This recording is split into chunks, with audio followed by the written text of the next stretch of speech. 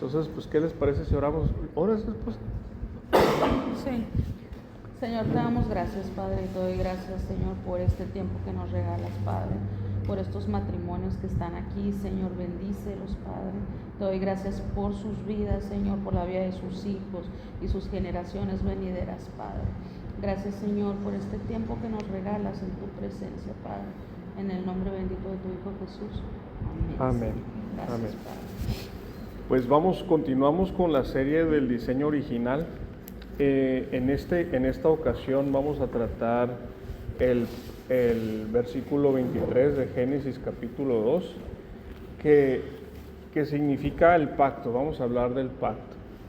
Pero antes de hablar de eso, me gustaría leerlo para ponernos nuestra mente en lo que es la escritura, y luego ya nos detenemos a hablar de eso. ¿Qué les parece?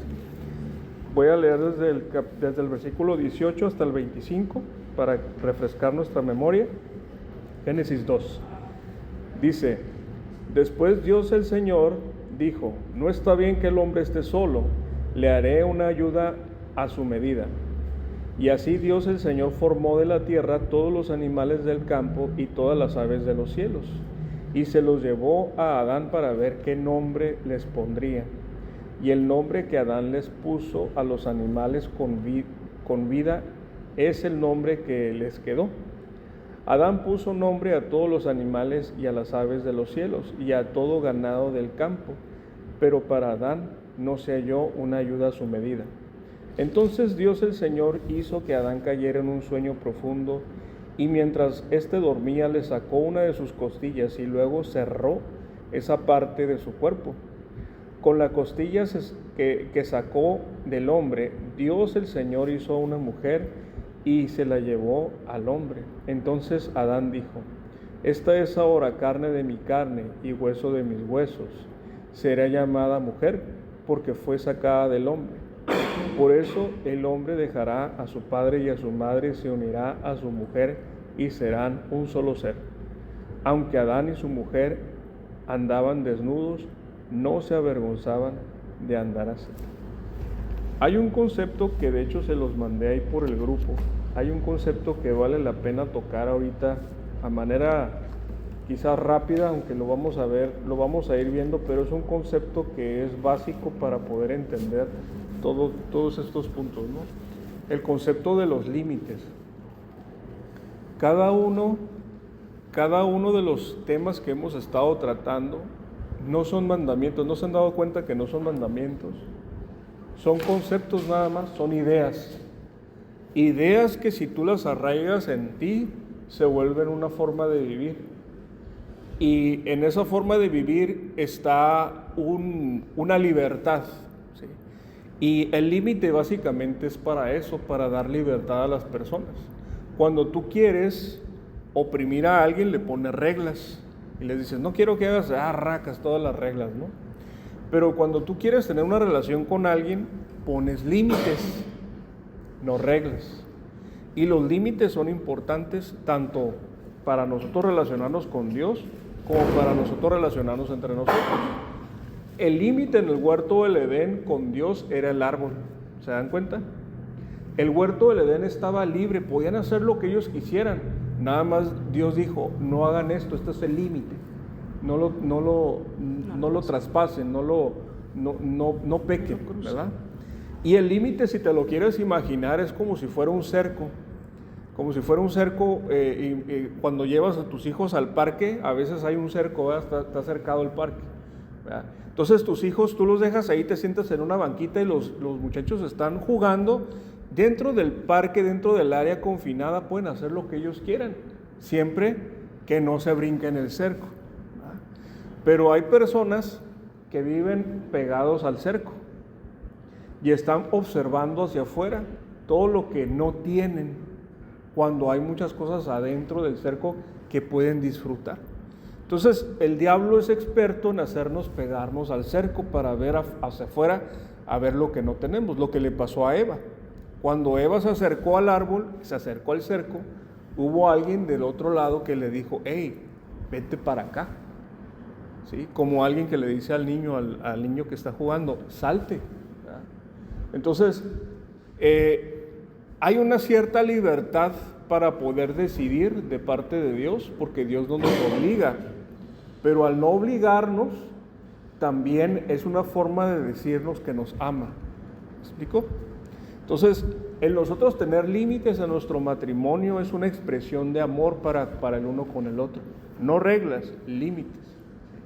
Entonces, el hecho de que ellos no cruzaran el límite con Dios era el testimonio en sí mismo de que lo amaban y de que se merecían todos los favores que Dios les daba dentro de ese lugar. ¿Sí? Y una última cosa que les voy a decir, porque este es un patrón que se repite en cada límite o en cada concepto. Este patrón se repite de esta forma. Una cosa es lo que pienso y otra cosa es lo que hago. ¿Sí? Entonces, tú puedes pensar como Adán y Eva pensaba, Dios nos dio todo esto, pero no tenemos que tomar de este árbol, ¿no? Este es un pensamiento. Entonces es un límite en tu mente, pero el límite físico es otro, ¿verdad? El hacer el acto es otro. Entonces, voy a tratar de explicarte lo mejor que pueda esto, ¿no? En el momento cuando alguien piensa, a veces pasa instantáneo o a veces pasa progresivamente, ¿verdad? Adán y Eva pudieron haber visto el árbol, no sabemos, ¿verdad? Eva pudo haber visto el árbol de lejos y haber pensado, ¿y si como? Y haber batallado con ese pensamiento por un buen rato, ¿verdad? Y después de ese pensamiento, haberlo masticado un buen rato, se empezó a imaginar cómo sería el comerlo, ¿verdad? Y luego ya ella cruzó el límite en su mente, ¿ok? Y al cruzar el límite en su mente, al acercarse, la serpiente no tuvo que hacer mucho para poder hacerla que cometiera el acto, ¿sí? Entonces, para que nosotros podemos cruzar la línea de los límites en nuestro matrimonio y con Dios, primero tendríamos que estar listos mentalmente para eso, ¿sí? Jesús lo explica de la siguiente manera: si tú te enojas con alguien, ya eres asesino de una persona, ¿sí? Es equiparable a eso. ¿Por qué? Porque la ira hacia una persona, a su máxima expresión o a llevarla a la orilla, a esa orilla, lleva a la persona a atentar contra ellos, ¿verdad? ¿Sí? Entonces, si nosotros vigilamos lo que pensamos, vamos a poder controlar lo que hacemos, ¿sí? Entonces, los límites están divididos en esas dos secciones: uno en tu forma de pensar y otro en tus actos, ¿verdad? Ahora, es muy difícil encontrar a alguien que en sus actos transgreda un límite sin haberlo pensado antes. Es muy difícil, ¿verdad? Sí. Nadie va a asesinar. Asesinar es el acto premeditado de quitarle la vida a alguien. Eso es asesinar, ¿verdad? Obviamente puede haber un accidente, pero eso es otra cosa, ¿verdad? Pero nadie asesina sin haber pensado antes, sin habérselo imaginado. A lo mejor me estoy viendo a un tema muy extremo, pero ese mismo concepto Jesús lo usa con el matrimonio en cuestión de la fidelidad íntima, ¿verdad? En donde el hombre o la mujer también, en este caso es el mismo principio, no puedes codiciar a alguien que no es tuyo, porque si lo haces y al verlo, entonces ya cometiste pecado en tu mente y en tu corazón. Jesús se enfocaba en ese tipo de pecados más que en los actos. ¿Por qué? Porque la gente que estaba en el tiempo de Jesús, había un grupo que se llamaban los fariseos, los saduceos, y los religiosos de ese tiempo eran expertos en aparentar. ¿Me explico? Exteriormente tenían muchos buenos actos, de hecho eran el ejemplo social de una persona con una ética intachable, ¿sí? Pero Jesús veía lo que estaba dentro de ellos. Porque ellos decían, vas a honrar a tu padre y a tu madre, y decían, voy a hacer lo necesario para verme bien nada más, pero no porque lo quiera hacer. Voy a donar a la iglesia, pero voy a dar lo necesario como para que la gente me vea, pero no porque lo quiero hacer. Entonces, todas esas cosas Jesús asalta la mente de las personas con lo que está atrás de lo que hacemos, ¿verdad? Porque muchos de nosotros podemos hacer cosas pero no necesariamente estamos motivados por lo mismo, ¿sí? Te pongo un ejemplo que a lo mejor también lo vas a poder relacionar. Hay personas que son muy buenas en caerle bien a todos. Yo conozco algunas y son personas muy lindas, ¿verdad? No sé si tú conozcas a algunas, ¿no? Yo sí conozco a algunas personas así, los estimo, ¿verdad? Pero en lo privado, fíjate bien lo que te voy a decir, en lo privado esas personas siempre están nerviosas, siempre están como temerosas, siempre están así como tienen un nervio natural, ¿sí? ¿Y por qué pasa eso? Porque se metieron en su mente la idea de que caerle bien a todos es algo que les da valor a ellos.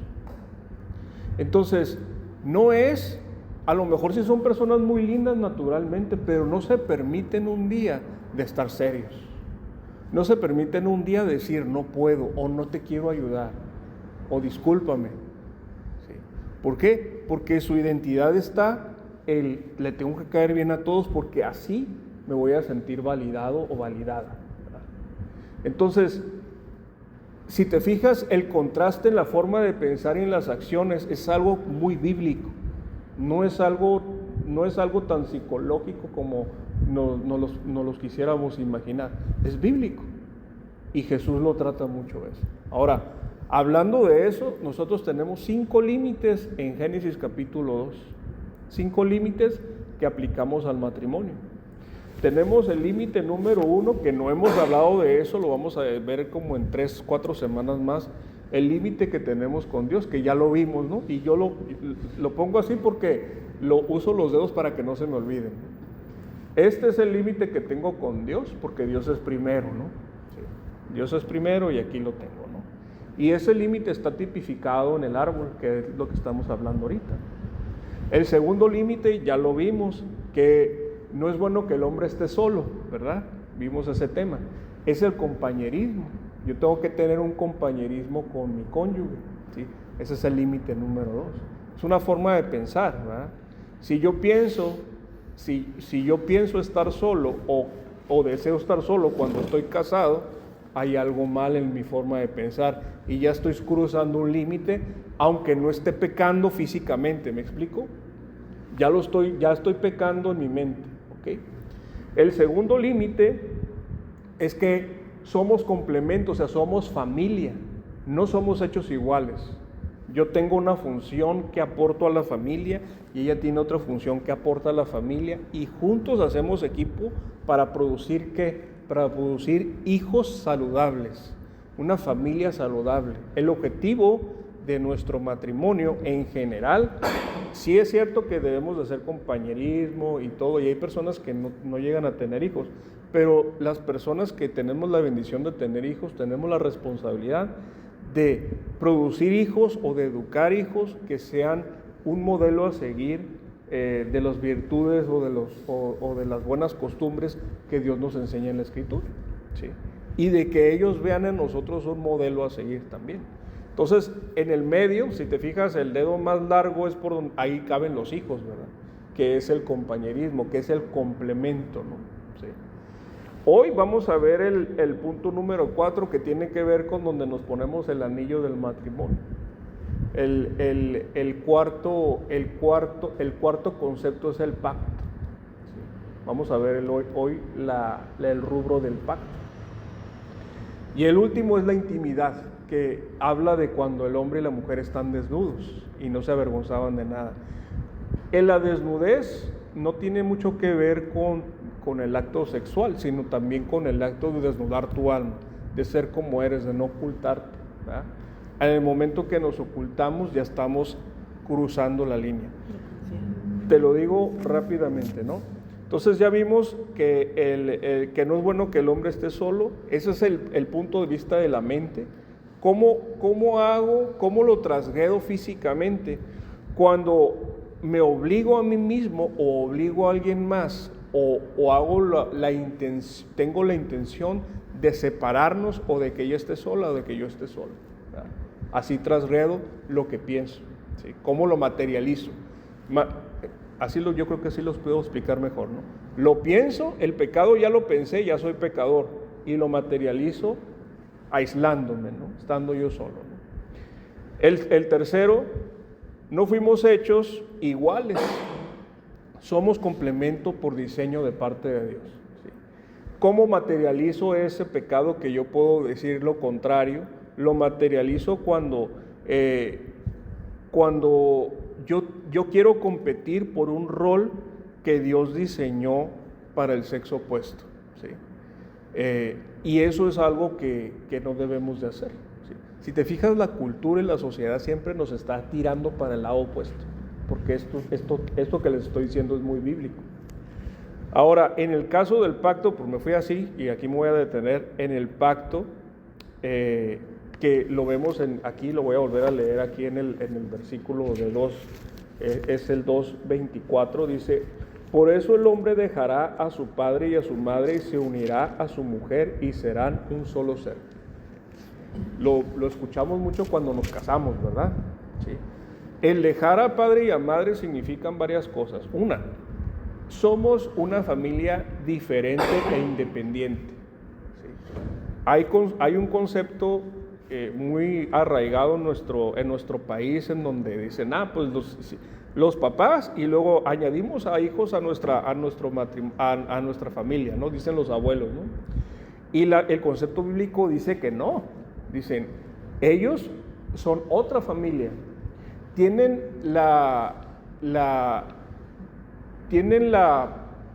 ¿cómo te digo?, la ventaja de poder replicar lo que les funcionó a los abuelos, pero también tienen la responsabilidad de corregir lo que no funcionó, ¿sí? Y nada de alianzas, ¿verdad? O nada de lealtades, ¿verdad? Porque a veces los abuelos dicen, pues en mi caso no fue así, ¿verdad? Porque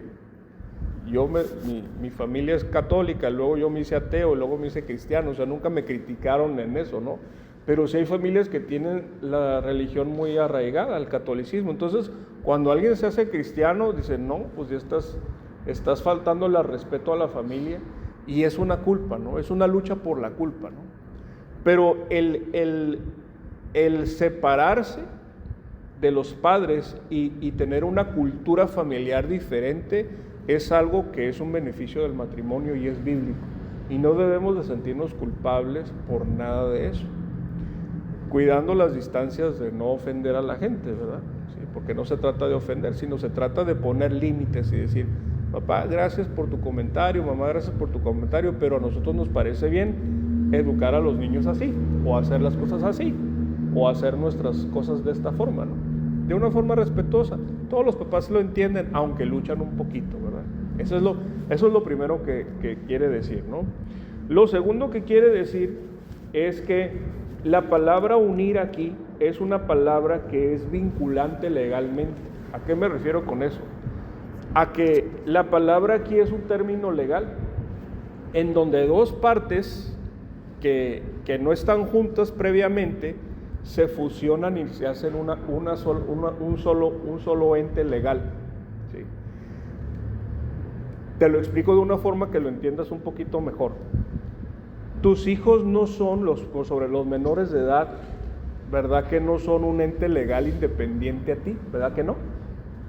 Ellos no pueden hacer absolutamente nada legalmente sin que tú lo autorices, ¿verdad?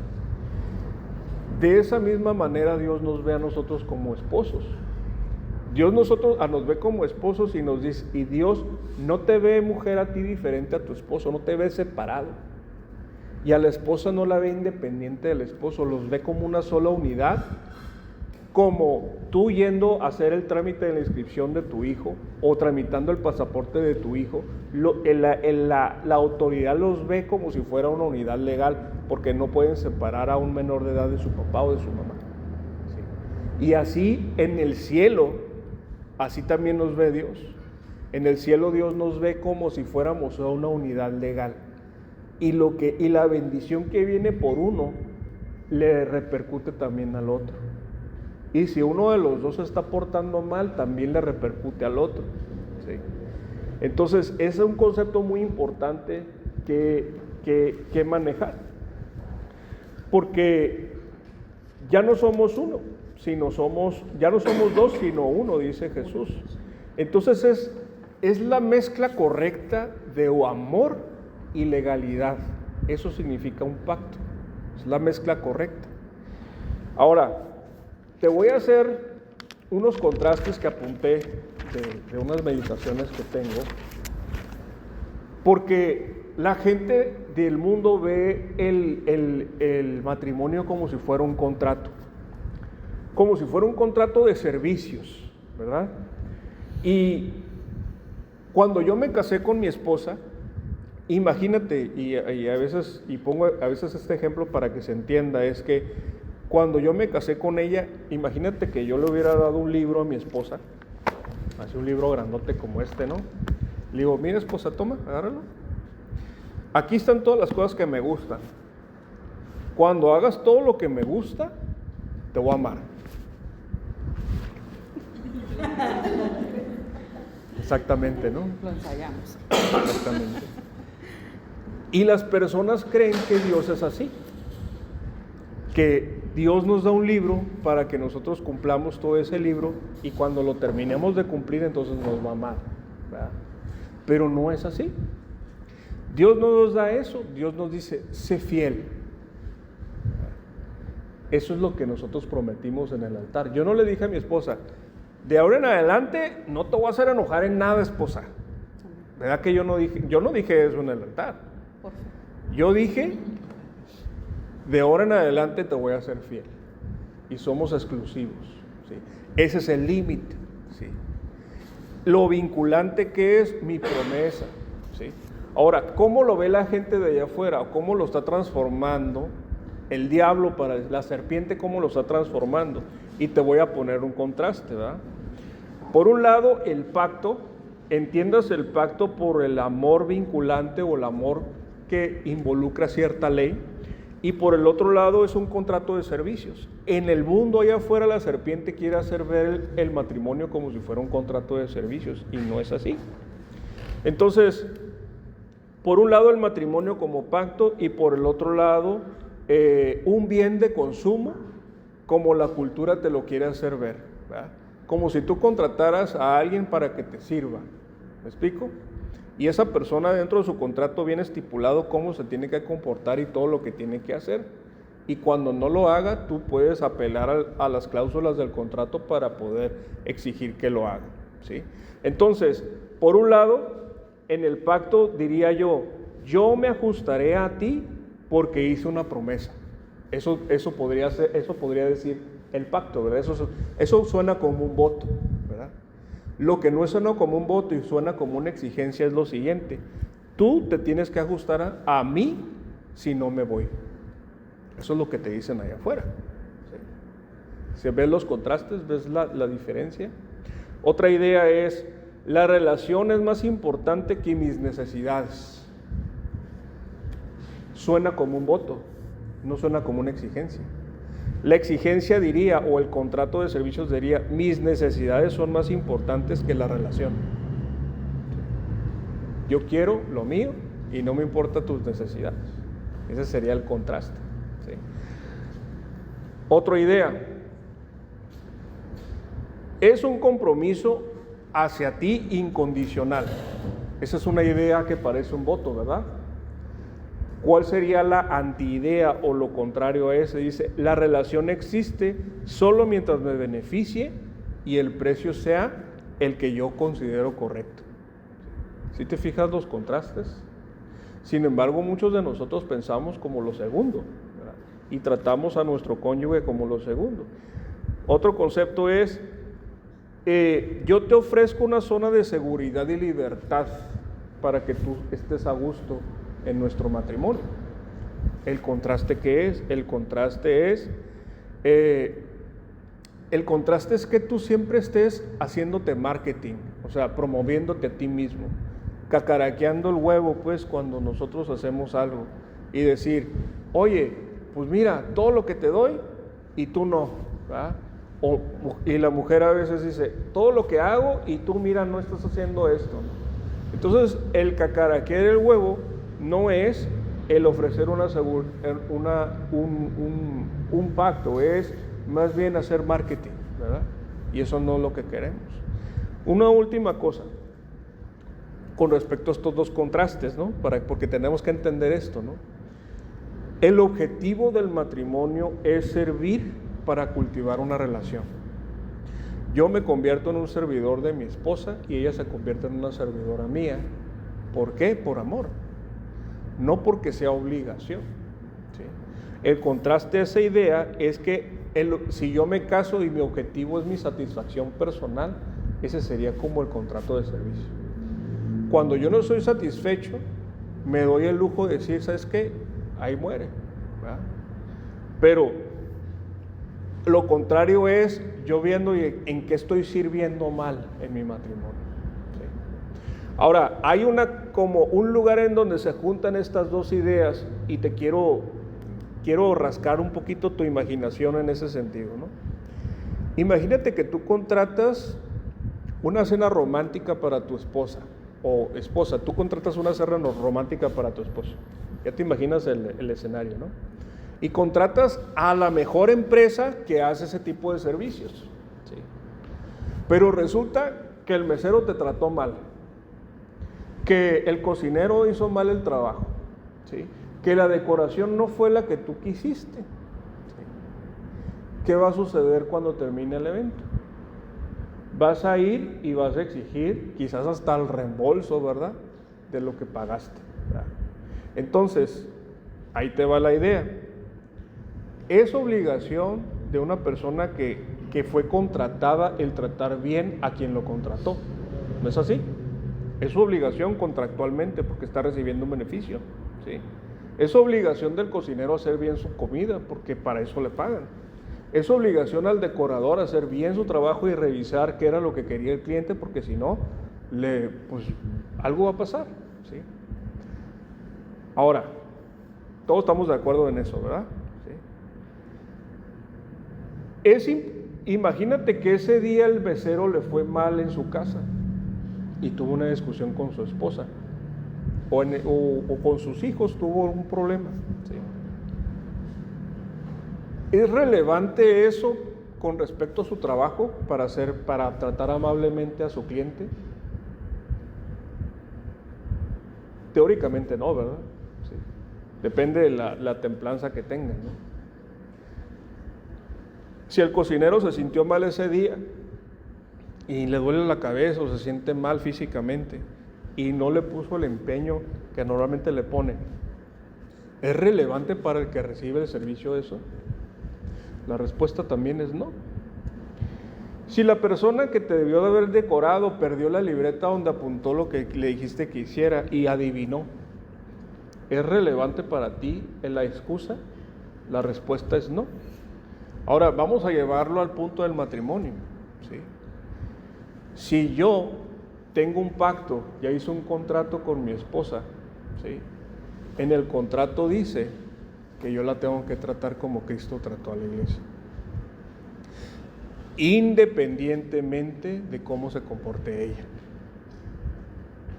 porque eso dice mi pacto, eso dice mi contrato. No tiene nada que ver con ella, tiene que ver conmigo y mi disposición a cumplir mi rol del pacto. ¿Ella qué rol tiene? Ella tiene el rol de tratarme a mí como la iglesia trata a Cristo, con respeto, con honra, con cariño, con atenciones, y yo tengo el rol de protegerla y de amarla. En ningún lado vas a encontrar en la Biblia que, ahorita vamos a ver un ejemplo de eso, que si a mí no me da la gana tratarla bien, no la trate bien, no, al contrario, mis emociones no tienen nada que ver con mi obligación, ¿me explico? Entonces muchas veces nosotros vemos el trato de nuestra esposa o el trato de nuestra esposa para nosotros como si fuera una cuestión de si tengo ganas o no, ¿me explico? Adelante. No, es que aquí ya me atoré. Por ejemplo, lo que quiere decir es que por mucho que uno tenga un día malo, no tenemos que o no. Sí. ¿Sí? ¿Entiendes lo malo? No, es que ese es el fin último si llevas esa idea hasta el final, es correcto lo que estás diciendo. Ah, ¿Sí? ¿Por qué? ¿Por qué razón? Porque tú no quieres que tu esposo haya tenido un mal día en su trabajo y que llegue y que la armonía, y a lo mejor tú estás bien contenta, hiciste la mejor comida y resulta que trae su cara, ¿sí? Entonces no se vale. Él tiene que cumplir su rol independientemente de su situación. ¿Me explico? Ahora, esto yo estoy hablando de cosas que son extra conflictos que se tienen que arreglar, ¿verdad? Yo estoy hablando de ganas o de motivación. ¿Me explico? Ahora, si tengo algún conflicto que arreglar con mi esposa, ahorita eso es lo que vamos a tratar de hacer. Porque en la sala del pacto, muchas gracias. En la sala del pacto, aquí, imagínate, yo pongo este ejemplo, ¿no? Si esto fuera un edificio, esta es la recepción y cada una de estas es una sala. ¿Sí? Aquí en la sala del pacto uno se mete para resolver conflictos. Aquí está el anillo. El anillo dice, esto es para siempre. Nada de amenazar de que me voy. Porque si tú amenazas de que te vas, no se va a resolver ningún conflicto. ¿Sí? Ahí uno tiene que saber cómo se hace esto, ¿verdad? Que ya vamos a ver con detalle. No se puede ver todo en un día, pero lo que quiero es que más o menos vean un panorama de hacia dónde queremos llegar, ¿verdad?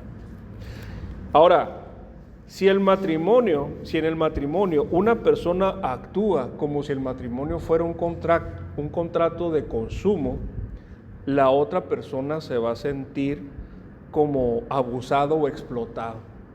¿Me explico? Si yo trato mi matrimonio como satisfáceme, necesito esto y esto y esto de ti, la persona se va a sentir explotada.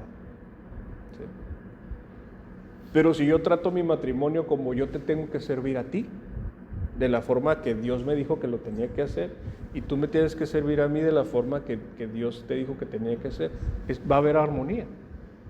Se dice más fácil de lo que se hace, ¿verdad? Estamos hablando de conceptos, estamos hablando de límites. ¿El límite cuál es? El límite es, no nos vamos a separar, pase lo que pase. Ese es el límite. Jesús habla perfectamente de ese límite. Pásame la Biblia. Vamos a, si traen su Biblia, en Mateo 19. Vamos a leer Mateo 19. Hay más escrituras de esto, pero vamos a leer mejor. Mateo 19, del versículo 1 al versículo 12. Lo leo rápidamente. Es Jesús hablando del divorcio, porque el pecado de transgredir la idea o el límite de que somos para siempre o de que Dios nos ve como una sola unidad es divorciarse. Esa es la materialización del pecado en la mente, el separarse y el divorciarse. Y Jesús aquí habla de este tema y también habla de la dureza del corazón. ¿Sí? Bueno, empezamos a leer. ¿Alguien lo quiere leer? Mateo 19 del versículo 1 al versículo 12.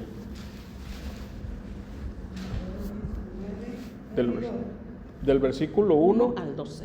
Si te pido que te detengas poquito, te detienes para poder explicar algo, a ver si y si no, tú síguele. Dice Mateo 19. Cuando Jesús terminó de decir esas cosas, salió de Galilea y descendió a la región de Judea, al oriente del río Jordán. Grandes multitudes le siguieron y él sanó a los enfermos. Unos fariseos se acercaron y trataron de tenderle una trampa con la siguiente pregunta: ¿se permite que un hombre se divorcie de su esposa por cualquier motivo? Jesús respondió: ¿no han leído las Escrituras? Ahí está escrito que desde el principio Dios los hizo hombre y mujer, y agregó: esto explica por qué el hombre deja a su padre y a su madre y se une a su esposa, y los dos se convierten en uno solo. Como ya no son dos sino uno, que nadie separe lo que Dios ha unido. Entonces preguntaron: ¿Por qué dice Moisés en la ley que un hombre podría darle a su esposa un aviso de divorcio por escrito y despedirla? Jesús contestó: Moisés permitió el divorcio solo como una concesión ante la dureza del corazón de ustedes, pero no fue la intención original de Dios. Y les digo lo siguiente: el que se divorcia de su esposa y se casa con otra comete adulterio, a menos que la esposa le haya sido infiel. Entonces los discípulos le dijeron: si así son las cosas, será mejor no casarse. No todos pueden aceptar esta palabra, dijo Jesús, solo aquellos que reciben la ayuda de Dios. Algunos nacen como eunucos, a otros les hacen eunucos y otros optan por no casarse, por amor al reino del cielo. El que pueda, que lo acepte. Bien, vamos a explicar algo. Al principio les dice que los fariseos pusieron a prueba a Jesús. Resulta, el contexto histórico es el siguiente. Resulta que en aquellos tiempos había dos formas de pensar de los rabinos. Había dos enseñanzas con respecto al divorcio.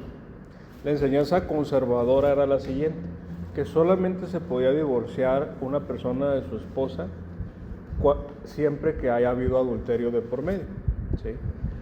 Esa es la idea original, ¿no? Pero ese es el pensamiento conservador, que si te das cuenta Jesús coincidía con eso, ¿verdad? El pensamiento liberal era que si tú encontrabas una falla en tu esposa, podías darle carta de divorcio por lo que sea. Y las personas que tenían dureza de corazón son las personas que hablábamos ahorita, que veían el matrimonio como si fuera una forma de satisfacer mis necesidades. De tal forma que había registros que en aquel entonces había judíos que se divorciaban de su esposa porque no les gustaba cómo cocinaba. Había personas que se divorciaban de su esposa porque no les gustaba cómo hablaba o que gritaba mucho, o que no les gustaba cómo se reía. Entonces, todas esas cosas, según Deuteronomio 24, dice que si se encontraba alguna falla, ¿no? Pero todas esas cosas eran un reflejo de la dureza del corazón de las personas, no tanto como lo otro. Ahora, tengo que hacer el énfasis con respecto al adulterio, ¿verdad? Yo no conozco la vida de nadie de aquí, pero sí te voy a decir algo. El adulterio es perdonable, te lo voy a decir, porque Dios perdonó el adulterio de su pueblo. Lo vemos en Ezequiel capítulo 16 y lo vemos en el libro de Oseas. Dios pone una situación al profeta en el cual se casa con una mujer prostituta y le dice a la mujer prostituta: ya no vas a tener otros hombres, te vas a casar conmigo, vamos a hacer familia. Y se le lleva a su casa, y al momento de llevárselo a su casa, la mujer se sale de su casa y empieza a buscar su vida anterior. De tal forma llegó al extremo de no recibir pago por sus servicios, sino que ella le pagaba a los hombres para que estuvieran con ella, y no solo eso, sino que tuvo hijos fuera del matrimonio. Y luego la mujer se la va y se la lleva a otro hombre estando casada con él. Ese es el libro, te estoy narrando el libro de Oseas. Y luego Dios le dice al profeta: ve por ella y tráetela otra vez. Entonces, después de eso viene la enseñanza, porque eso es como una parábola para nosotros. Dios le dice al pueblo de Israel, le dice: así son ustedes como esta mujer, rebeldes y fornicando con otros dioses. Pero así como el profeta se la trajo de nuevo y estuvo dispuesto a perdonarla, así también yo estoy dispuesto a perdonarlos a ustedes. ¿Es bíblico perdonar una infidelidad? Sí, es bíblico, pero la persona se tiene que parecer mucho a Cristo para hacerlo. En el caso de que te cueste trabajo parecerte a Cristo para hacerlo, entonces ahí se tiene que haber una consejería, tiene que haber un proceso. Pero sí es bíblico, ¿ok? Entonces, no tenemos que tomar esto como una forma literal, porque hay veces que tomamos la escritura de una forma en donde nosotros decimos, entonces sí, ¿verdad? En realidad sí, legalmente, y no pecas si te divorcias por ese rubro, ¿no? Pero le das gloria a Dios y te pareces más a Dios si perdonas, ¿sí? Porque ¿qué crees? En el acto del pacto, en el de ser para siempre, hay una necesidad de siempre estarnos perdonando. Regreso a la idea del área cercada y la libertad que tenemos en el centro. Tenemos el límite de que somos para siempre, pero no está escrito el que yo nunca voy a fallar involuntariamente. ¿Me explico? No está escrito eso. ¿Por qué? Porque la intención de casarnos, la intención del pacto es pulirnos mutuamente, santificarnos mutuamente, ¿sí? Lo vamos a ver en el siguiente tema, porque el acto, te lo comento brevemente, ¿no? El acto de la intimidad sexual no es una exigencia, no es un bien de consumo, no es sírveme, es como si fuera una ceremonia, es como si fuera un sacramento, es una celebración de lo que nosotros ya hicimos físicamente. Esa es una parte, ¿no? La otra parte es que es una parte que sana. Hay veces que hay distanciamiento y en la intimidad las cosas que no se han podido sanar del corazón, aunque no tengas tanta voluntad, algo pasa espiritualmente en la unión íntima, ¿verdad? Entonces, las personas que hablan de esto y la terapia y todo este tema te dicen, yo he escuchado este tema, ¿no? Hazlo como si fuera un servicio, no lo hagas como si fuera algo que te dan ganas de hacer, sino como un servicio. Y ese servicio honra a Dios en el sentido de que vas a reparar esas cosas que todavía no se reparan, ¿sí? Al unirse de nuevo. Okay. Lo vamos a expandir un poquito más en el siguiente tema, ¿no? Entonces, aquí el énfasis es que Jesús habla de que esto es para siempre. Esto es para siempre. Ahora, un último concepto para ya no extendernos más. Lo voy a leer brevemente. Voy a leer Efesios capítulo 5, del versículo 21 en adelante. Este Efesios capítulo 5 del versículo 21 en adelante, en el futuro va a ser una serie que vamos a tardarnos como 10, ¿no? O como 5, ¿verdad? Ahorita te lo voy a leer rápidamente para hacer un énfasis, ¿no? El énfasis que quiero que veas aquí, ¿qué es? El énfasis es que así como Dios, fíjate bien, así como Dios a nosotros nos ve a través de la unión que tenemos con Cristo, así ve al matrimonio a través de la unión que tienen entre ustedes. Ese es el paralelo. Si Cristo es fiel con nosotros y nosotros a veces somos infieles, Él sigue siendo fiel, porque no depende de nuestras cualidades la fidelidad de Él. ¿Me explico?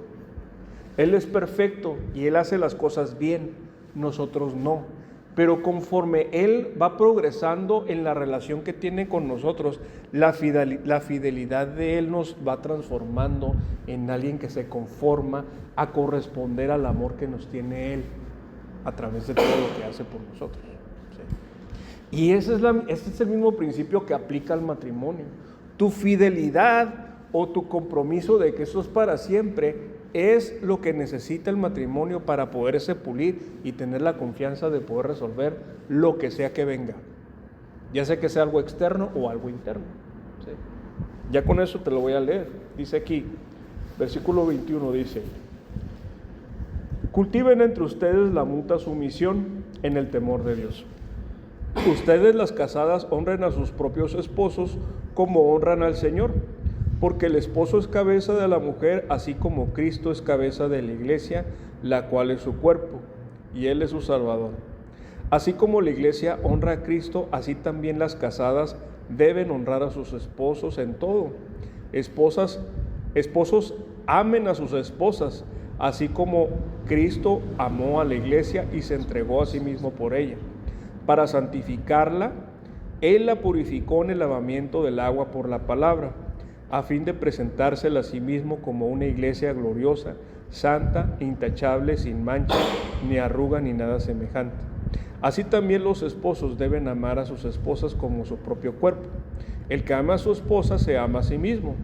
Nadie ha odiado jamás a su propio cuerpo, sino que lo sustenta y lo cuida como lo hace Cristo con la iglesia, porque somos miembros de un cuerpo, de su carne y de sus huesos.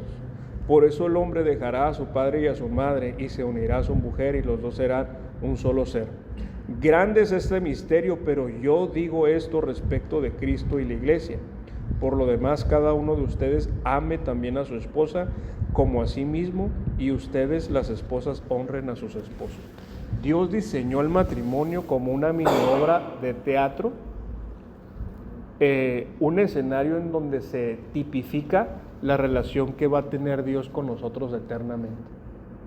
Cuando nosotros honramos el diseño original, estamos dándole gloria a Dios, estamos dando una alabanza a Dios.